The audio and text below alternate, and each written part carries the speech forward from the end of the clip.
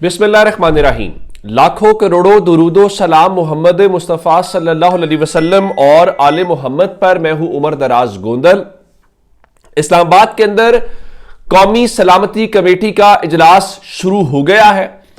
उस इजलास में आर्मी चीफ पहुंचे हैं, DGISI पहुंचे हैं, DGMI पहुंचे हैं, चारों सूबों के वुज़राए आला, चारों सूबों के गवर्नर, चारों सूबों के चीफ सेक्रेटरी, चारों सूबों के IGs पहुंचे। ये खबरें टीवी के ऊपर चल रही हैं, लेकिन असल खबर क्या है?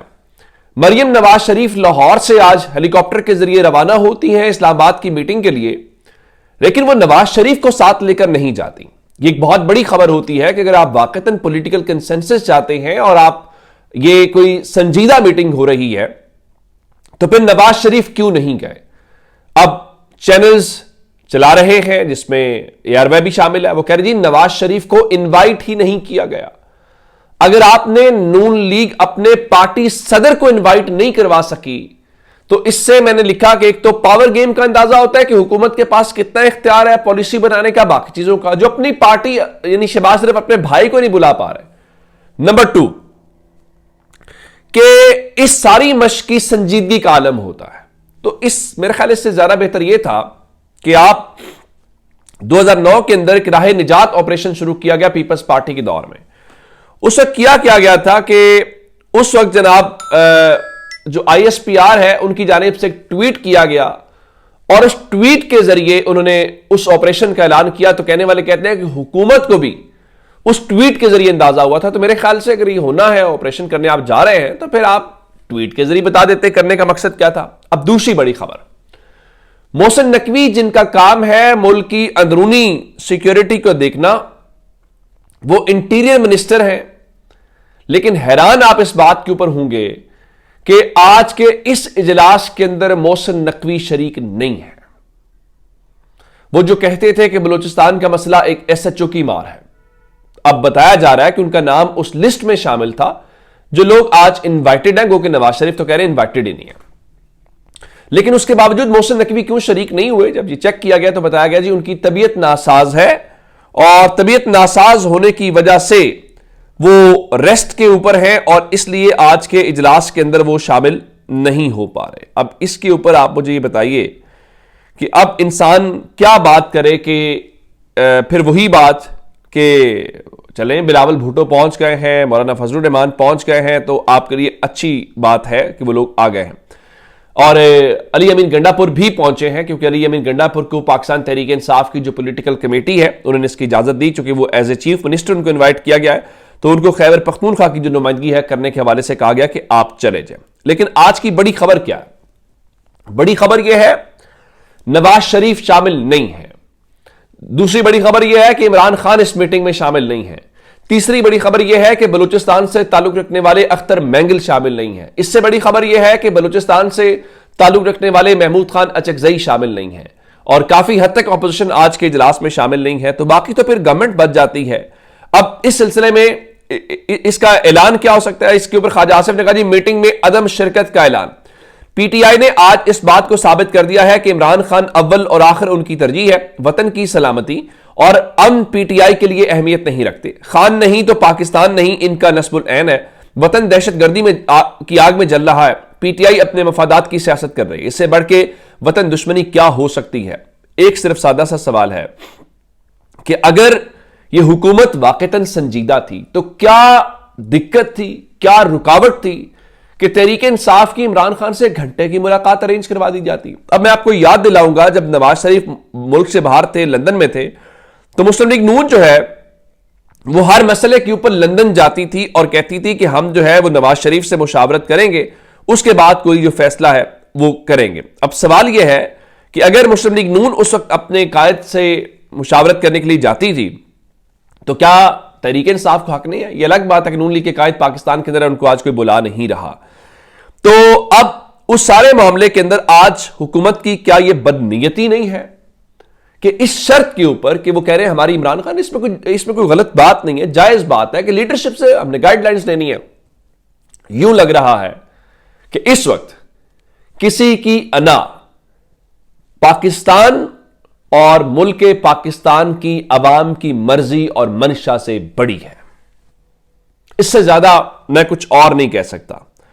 अब आज ऑपोजिशन ने प्रेस कॉन्फ्रेंस की 10 बजे, और वो press conference Khyber Pakhtunkhwa house के अंदर थी। फिर आपको पता ही है कि उस प्रेस कॉन्फ्रेंस को टीवी पे कितना दिखाया जा सकता है।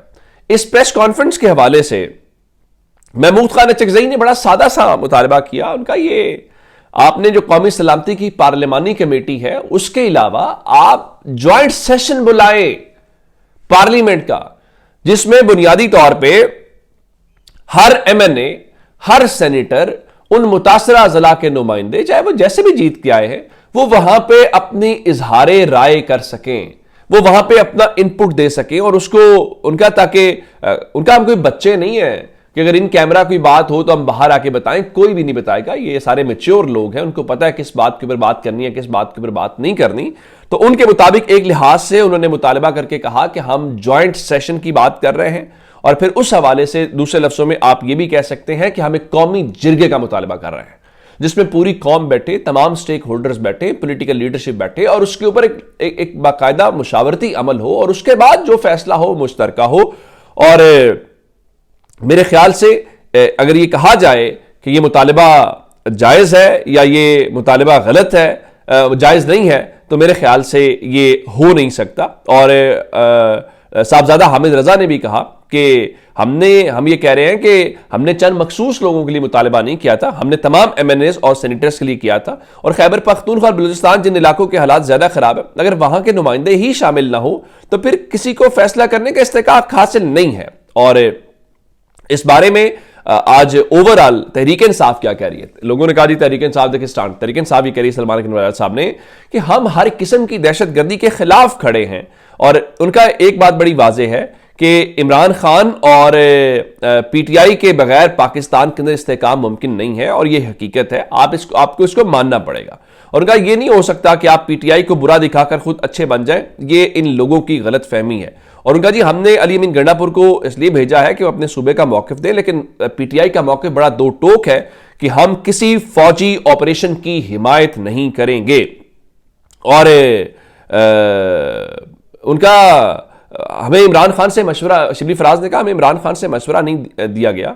तो जब हमें मशवरा नहीं दिया गया तो इमरान खान की मौजूदगी में कोई फैसला करना ऐसे ही है जैसे पूरी कौम को एक तरफ करके कोई फैसला कर लेना। और जाहिर है कि उनका, हमें वो उमर अय्यूब भी ये कह रहे थे कि हमें इमरान खान से मुशावरत ना करने देना बहुत बड़ी ज्यादती है, और इसकी वजह से हमने इस इजलास का बायकॉट किया है।